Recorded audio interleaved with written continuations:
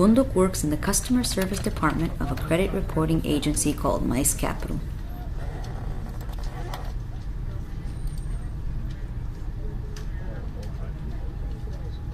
He looked extra woeful on that day.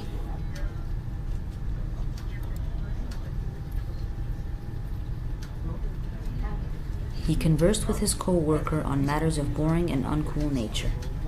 Their cumbersome conversation was interrupted by the ringing sound of the next customer.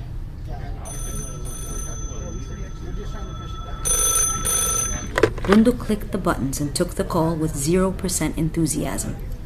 His face lit with joy when he recognized the voice, and his immediate hip response was, "What is up?" The awesome voice was of a saleswoman who worked at an awesome gum cabin. She often called to check her clients' credit. On the joyous occasions of her calling, Bondoq would endeavor to flirt with her. But Bondoq was no player. However, his childish attempts appealed to the girl, and this time was different. She accepted to go out with our fellow. Bondoq was ecstatic.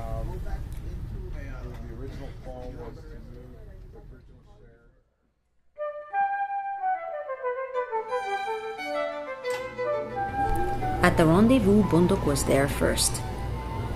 Bondoq wanted this promising evening to be nothing less than his expectations, so he looked and dressed to these expectations. He was the epitome of cool.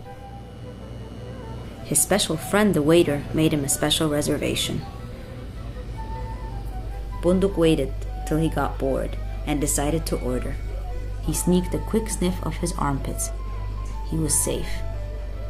He remembered the reassuring statement of his new deodorant bottle. "Our white paladins will vanquish the demons of smell. You're all right, Bondoq." She soon arrived. She was pretty and jolly. She was hungry and helped herself to his plate. She said she didn't mind sharing. Bondoq was still for a moment with excitement.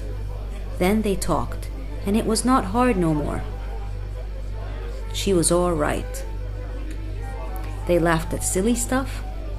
They both appreciated fart jokes, but then there was this peculiar vibe. Something was off. He was speaking highly of his exotic tea bag collection, and she stared, a quality of hers that effortlessly evoked uneasiness. It was perfectly clear that he lost focus too, and was now staring back. As their eyes engaged in awkwardness, she held a spoon of rice to her mouth. In a ludicrous and wacky moment, she missed her mouth by 3.7 centimeters. The rice fell back in the plate, yet she kept on chewing. After dinner, she proposed the idea of having a nice stroll in the park. Bondoq was not super jazzed by the thought, but he reluctantly said okay. It was their first date, and he sought to please her. They spoke of childhood memories and other nostalgic stuff. The girl found our fella quite the catch. Bondoq's estimation was, maybe.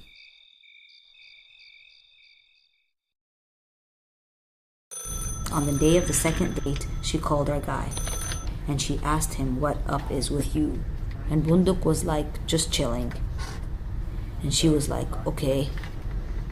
There was this disquiet silence. Then Bondoq mouthed the words, "Wanna do something?" In positive lunacy. "Yes, let's go to the park." They were walking silently in the park, and the girl could tell our guy was testy, when suddenly that super persistent merchant appeared. The annoying importuner wanted to sell us subscriptions to the newsletter, How to Become a Spy for the Government. The unending begging pushed Bondoq off the edge of coolness. He shouted at the miserable guy and sent him off with curses chasing him. Bondoq was ultimately embarrassed with himself, but the girl was pleased. No, proud even. Bondoq was surprised by her reaction.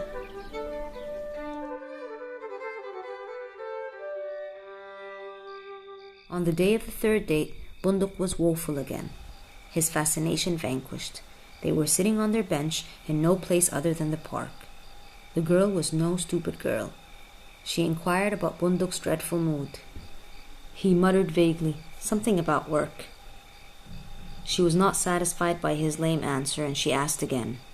Bondoq said that everything that was wrong with this world made him sad. Exalted that she was buying what he was saying, he carried on, maybe a little over the top. I hate the war, you know. I lost too many friends. Now they are frozen corpses in the South Pole. I hate the fact that the cosmic people found nothing. Nothing nowhere. Not on the moon, not on Mars, and not even on Jupiter. After it took them 20 damn years to get there. It's just so sad and boring. The girl was no stupid girl. The girl was freaking out. And she could see it ending. Our guy went on blabbering when his eyes caught that couple on the opposite bench. And they were rejoicing. He marveled at the simplicity of sharing happiness and stuff. His words crashed each other inside his mouth before they ever came out, and he stopped. He was staring at the cabbage, which looked sexy and uber happy. I'd rather be a free-thinking vegetable than be with you, he murmured. Blood rushed to his cheeks. He was very embarrassed. But indeed he was pleased to let it out. The poor girl was stunned. With a jolt of pity he started, "Oh, shit, I'm sorry. I never meant to say that. Not like that, I mean. It's just that I hate this park so much." Her eyes were shut and her mouth open with utter shock. She got up staring in mid-air. "I once had a pet chameleon, you know. That chameleon ate flies. They were her favorite food. Flies loved to annoy me. I hated flies. It loved them. One day there were no more flies. They would not come near the house. Rumors spread that I had a chameleon, you see. And my dear chameleon had nothing to feed on, and it died." Bondoq was confused and not sure. He didn't get what she said. She was sure, and she left. He watched her go. He felt sad, and it recurred to him how simple happiness is. He walked back home.